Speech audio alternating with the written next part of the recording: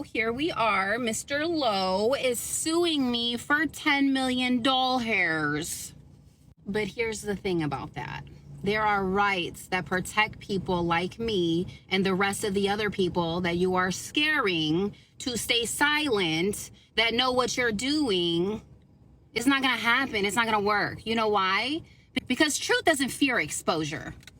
Let me enlighten you. I'm going to say it like he likes to say it to these African bloggers that are ignorant to American laws. The First Amendment protects our right to speak the truth and share your personal experience. Okay? In fact, truth is an absolute defense against defamation. And as I've said from the genesis of this all, I can back up every word that I've said. By the way, if you haven't already, go to my Instagram and watch my highlight reels and catch up. You can't just slap anybody with a lawsuit. There are anti-slap laws that protect people like me from being silenced through meritless, baseless lawsuits meant to intimidate and silence. You can't just sue somebody into silence when they're telling the truth, especially when it's about matters of public concern. Here's the problem for this unsavory sex cult leader and his crew and his legal defense. Because at this point, I don't believe he's being truthful with them either. Not only am I telling the truth, but now that you've tagged me in, I'm here to back up every single word, as I said I would.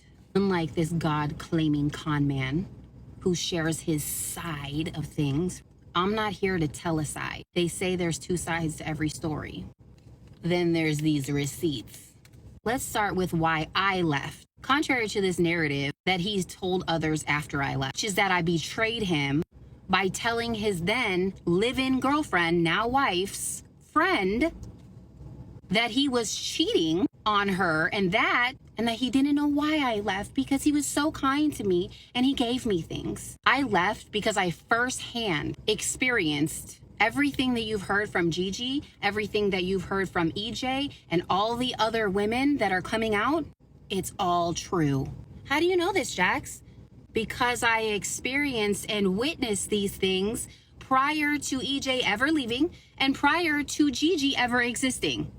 Back when I was part of this community, I truly believed everything that he said to me. When he said, I love you, I believed it. When he said he cared about my future, I believed it. When he spent time teaching me things, I believed that he was well-meaning. I believed all of it. I trusted him. And although I saw error and things were presented to me from people close to him, you tend to overlook things. You believe in somebody, you know? It wasn't even my first time of this happening to me, but that's just where I was. Because at this point, I had traveled coast to coast in ministry. I had been alongside many ministers, many prophetic people, prophets, apostles, you name it, right? I had seen a lot. I had seen a lot. Things that you don't think that happen behind the scenes with men and women of God that stand behind a pulpit, that put their hands on people, that prophesy to people, that are extremely accurate, that you see God doing miracles through. You wouldn't believe what I've seen. They are human beings with error.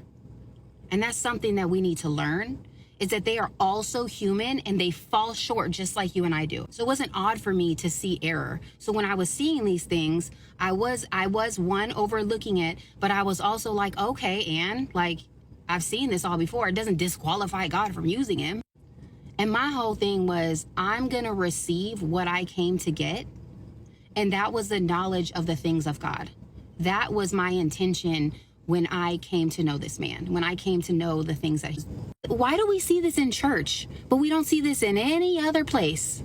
But there came a very specific moment in time where the scales were removed from my eyes, and I saw him for what he truly was, a manipulator who's only using others for their influence and to capitalize on them financially. I watched as hundreds fell into his trap because of my endorsements, pouring hundreds of thousands, if not millions of dollars into this man, into his vision, because we believed in him. And please understand, in this specific cult, we are groomed and conditioned to believe that this specific property is holy land. And this man is the shadow that covers us in song. And only through him will we be raptured. I know how crazy this sounds. I'm sorry. I can show you where he teaches this, and I've saved it all. I have it all. Even texts and conversations between me and him where he's confirming this to me. The Elias. He is the ancient being who has come to prepare us for this rapture moment.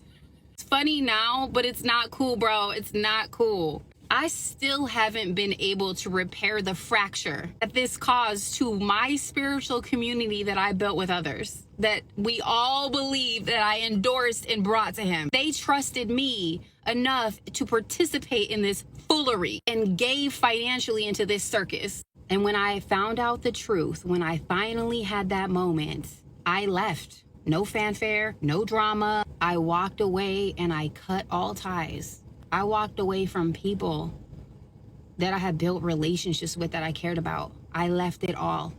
But let me clear something up right here. I left long before Gigi existed. My departure had nothing to do with them.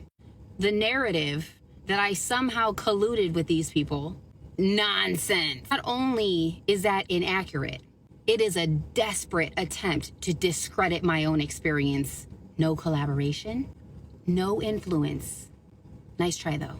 So the last straw for me is when Mr. Holy Hustler was having a lunch with my friends that I brought to him. And that's really what broke the illusion for good. Because I had been seeing things, but this was like that moment, you know? He tried to deceive my friends that I introduced to him, that I was the very things that he was. Imagine being so puffed up that you think that my people, my friends, the people that know me, that know my character, that trust me, that trusted me enough to believe in you, would trust you over me. Talk about pride. Huh. Weeks later, he reached out to me to tell me that his angel came to him about me. And the time frame of his angel coming to him was a time frame of him sitting down with my friends, and then proceeded to gaslight me into thinking that something was wrong with me and that it was because I wasn't in full submission to him, because by this point I had kind of moved away and I was doing other things. God had me in a different place, right? By the way, this whole thing with my friends was an attempt to cover his tracks, because he knew at this point that I knew about his philandering. When I spoke to an old friend, the same one at that Malibu lunch with him, I found out about EJ and what EJ had been, and that's when it hit me. The stories lined up almost verbatim to what I experienced and witnessed. And God kept me there long enough for me to see the truth myself. And I really do believe that things unfolded after I left the way that they did, and all of that came out after I left, because had I known the depths of it all, I wouldn't have stayed, and I wouldn't have been able to see what I saw and collect what I collected. This place is a high school of gossip, a toxic culture where everyone talk because the corruption starts from the top.